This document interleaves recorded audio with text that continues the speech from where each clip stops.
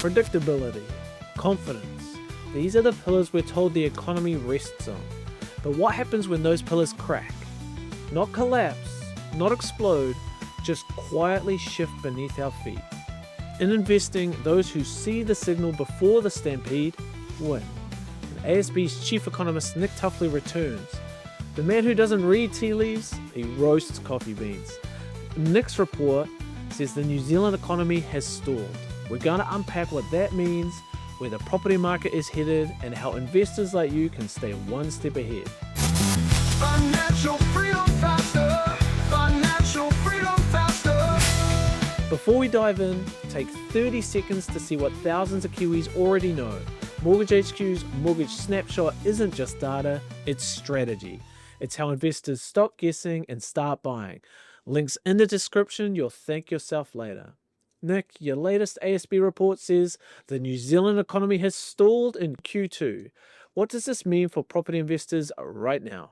Well, we've still got the situation where when you look at the economy, split into two bits, the domestic part, the external part, we're still seeing that domestic part of the economy be quite slow to pick up. And we have seen in some of the business surveys, particularly around the manufacturing and the service sector, that they are looking sort of quite weak at the moment.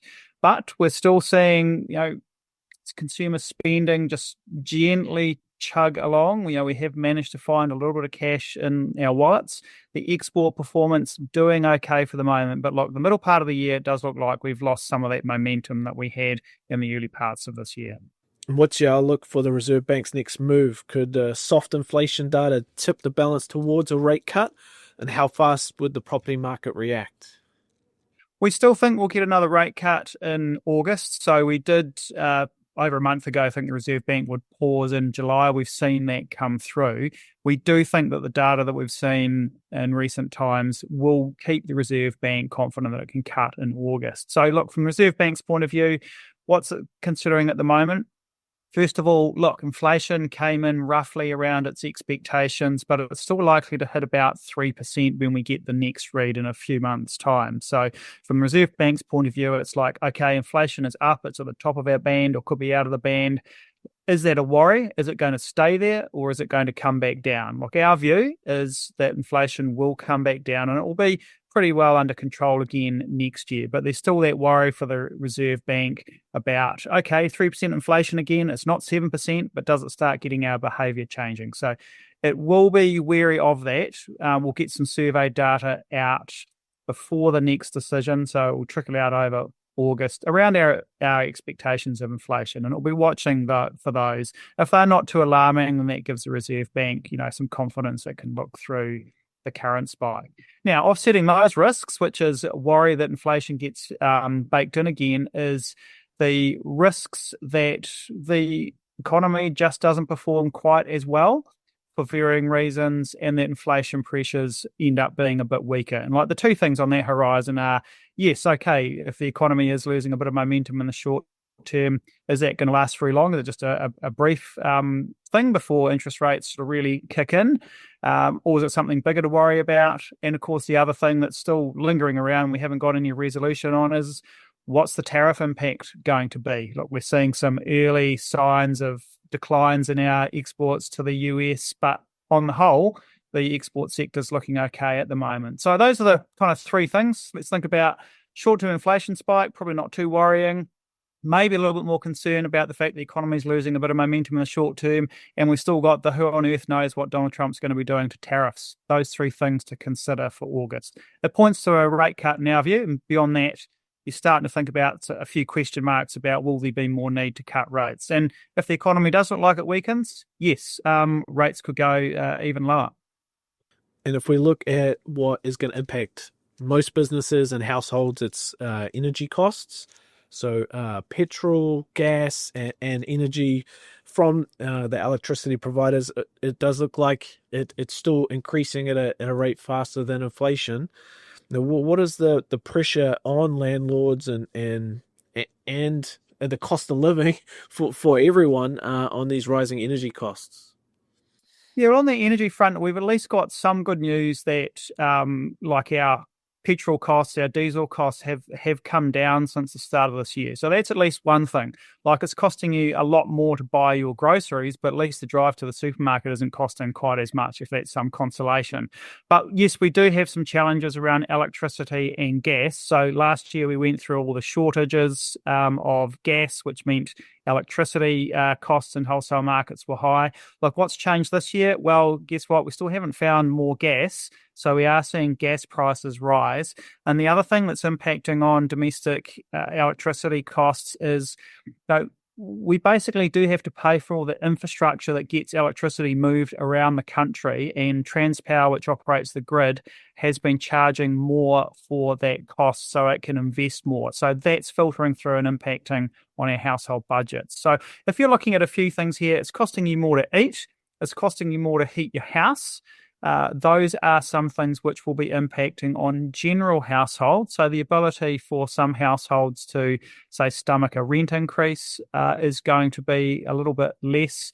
And of course, for landlords, you've got that sort of challenge for your personal expenses are going up a little bit, and some of your tenants could be under a little bit of pressure. We're not back to the cost of living crisis that we had sort of a couple of years ago, but you are getting a few key things that you need, particularly for a tenant. You've still got to basically eat, you've still got to heat your house, and those costs definitely going up, and that could be putting a little bit of pressure on some parts of society.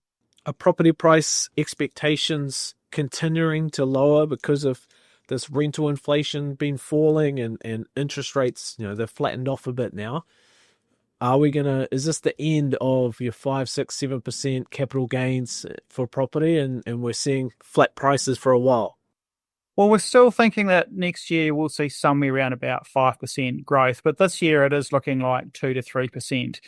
We've actually had, for most of the year, very, very fractional increases month by month, but in the last figures that we saw for June, there was a fractional decrease, about the first for about 7 months or so that we'd seen. So look, it's fair to say that the property market's going nowhere fast at the moment. It's still quiet on the prices, quiet on the sales turnover, and there's still quite a lot of stock on the market. So if you're looking at it from a landlord's point of view or a buyer's point of view, of property prices, longer term, we still think they're going to get pushed up by the declines in interest rates that we've seen and general recovery in the economy. But yes, look, it's taking quite a bit of time to get going. And over August, we're going to see some RBNZ expectations survey. There's two different surveys they do, in business expectations and is it a consumer one? What information should we be waiting for, and how do we predict what they're going to do? Yeah, well, we're now up to 3 surveys just to make life more interesting. So there's 2 business surveys now. There's a long-standing one that's been done by, I guess, what they call business professionals. It's down to a handful of people, well, a few handfuls of handfuls. I'm one of the people who fills it in. And look, the key result the Reserve Bank looks for in there, it is inflation expectation. So it's basically asking people, where do you think inflation will be in 1 year, 2 year, 5 years, 10 years' time? And that's what the Reserve Bank looks for, to see, okay, are people's perceptions of future inflation changing? They've introduced a new business survey, which looks at a much wider number of businesses. It's a pretty new survey. There's not much data, about a year's worth of data. But again, they'll start putting a bit of weight on that. If it sort of starts to go up when you are seeing inflation creeping up, and if it starts to look higher compared to the inflation target, that's the sort of thing that the Reserve Bank will get a little bit wary of, about cutting interest rates too much further. And then there's a consumer version of all that as well. So what are these surveys doing? It's basically saying, how do we feel individually about inflation? If we all start thinking inflation is going to be much higher in the future, then that will mean the Reserve Bank's a bit worried about, how does our behaviour change? Look, if you think inflation is going to be 10%, you're busily off down to your boss asking for a 10% pay increase. If the boss thinks inflation is going to be 10%, he's more likely to give it to you and then try to pass on that expected cost to his customers. And that's how you kind of get that perceptions embedding into behaviour, which actually makes it harder to get inflation down. So that's what the Reserve Bank is going to have an eye on over this data as we lead up to the next decision. It's probably going to creep up a little bit, but as long as it doesn't jump too dramatically, the Reserve Bank can kind of cross its fingers for a little bit longer. So we don't think that will derail an August rate cut, but it is still something the Reserve Bank wants to see before it makes that decision in August. And I saw the RBA had a split vote, 6-3, was it? And we had one of those. The RBNZ had a split vote, but not as major. Are you expecting differing opinions at that highest level? I think for the Reserve Bank here, at the last decision when they were on hold, that was a unanimous decision. So we're back to them coming out of the meeting all in alignment on the view.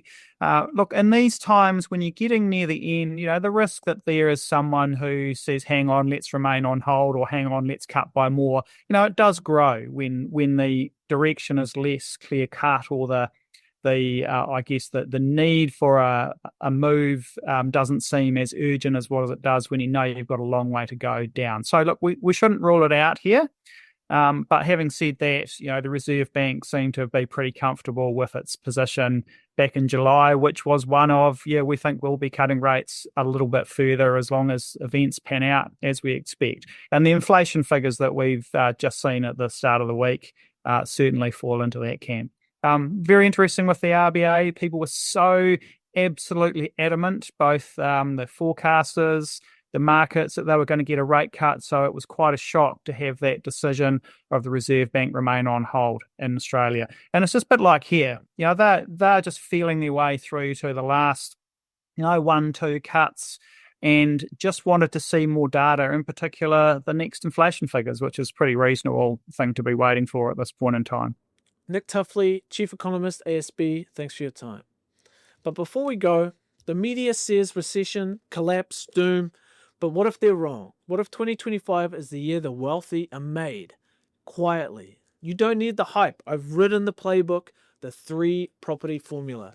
The exact blueprint thousands of Kiwis have used to build real wealth through property. Grab your copy today to give yourself the unfair advantage the rest will miss. It's in the description below.